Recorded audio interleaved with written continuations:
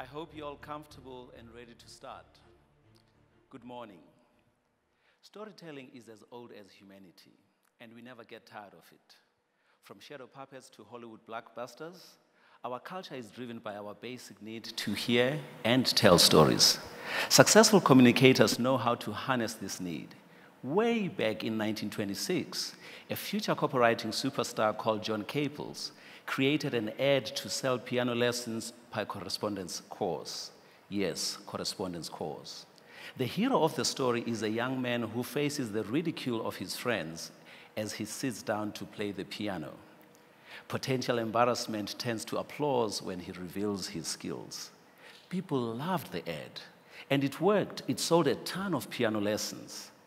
John Caples got people to remember the message because it engaged them, got them involved in a narrative. Our hero showed courage and perseverance, and he was rewarded for his efforts. John, and many more since, realized that the sweet spot of persuasion and communication lies in getting an emotional response. Think of the Johnny Walker story, or the Coca-Cola ad, Mean Joe Green.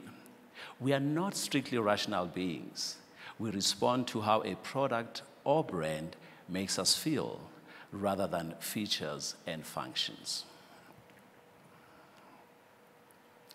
So why do stories work? Well, this is interesting because it's our body chemistry. There's a neurological reason why we love stories and why we need them. It turns out that storytelling is the basic organizing principle of memory. I'm sure we all remember telling our mothers after school about our dangerous and heroic adventures during the day. Stories were told to us, but we also told ourselves stories about what we'd done and experienced. They weren't always about accuracy or facts. They were about coherence and making sense of the situation. We invented things in our minds about events and people that did not even exist, just to hold the story together. And by the way, all of us still do this to some degree. How many of us are guilty of inventing little things to make our stories slightly more interesting? It's an unconscious way of filling in the gaps in our memories. The question is, why is all this important to us as marketers? Because it's our job to communicate with people. Narrative coherence helps us navigate the world, where we're coming from and where we're going to. It helps us make better sense of our past experiences. So what stories gives us is reassurance, a sense of security, which is vital to our well-being. We actually have scientific proof of this effect. Listening to a story told by someone we trust and relate to produces a chemical in our brains called oxytocin, which can motivate us into action. Clearly then, stories have power in the real world. Of course, we are not all born storytellers. There's an art to it. If a story is told right, it jerks us to the edge of our seat and leaves us wanting more. It's no accident that great advertisers use the same techniques as great storytellers. They create and resolve turmoil for their characters and draw us in, so we become emotionally invested. We share the feelings of the characters and mimic their behavior. I'm still half convinced I'm a third Dan black belt, thanks to watching childhood movies of Bruce Lee and Jackie Chan. Empathy and emotion is key. Character-driven stories with emotional content help people to grasp and remember our message. By the way, these characters don't necessarily have to be people. Cats are popular too. Then there's the founding myth technique. Dramatizing events in this way is popular as it provides unity and purpose. A brand that has purpose delivers better results than one without. Against all odds, two Steves started their business in a garage, built a company, a legacy, great computers, revolutionary phones, and even some excellent ads, all immortalized in the founding myth. In the same way, Nedbank has a story that we sometimes tell which guides who we are as a bank. Some call it the Tom Bodman story. In 2002, we were heading towards bankruptcy. Tom became the new CEO and led the business turn around with good corporate governance way beyond the legal requirements.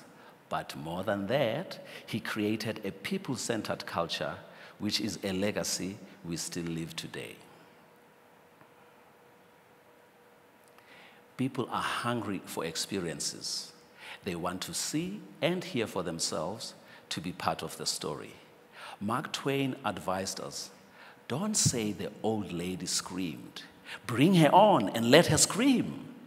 It goes without saying that technology is changing the world rapidly. And those changes open up new ways for us to tell stories. Now the people we are talking to can talk right back. From storytelling to story sharing, you could say.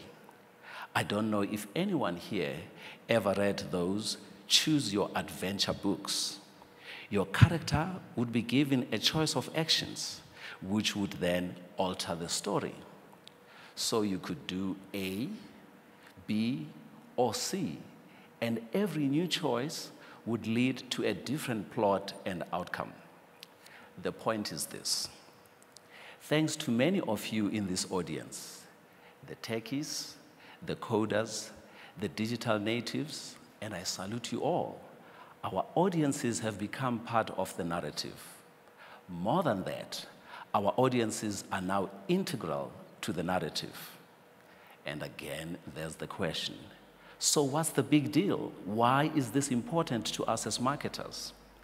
The answer doesn't lie in the technology itself, but in our ability to leverage and live the digital age, to create story-sharing platforms that give people a real sense of ownership and belonging. Our challenge is to find ways to direct and shape the tone of the narrative.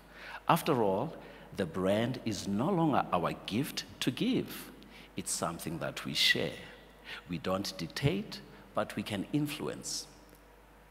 Communication is no longer one way, but the more people like and build the story positively, the more successful we will be. We are learning all the time, and we can only get better at this. I'd like to thank you all for coming today, and all our guest storytellers. I'm looking forward to learning new things, to being inspired and motivated, and who knows, maybe hearing some good stories. Have a great day.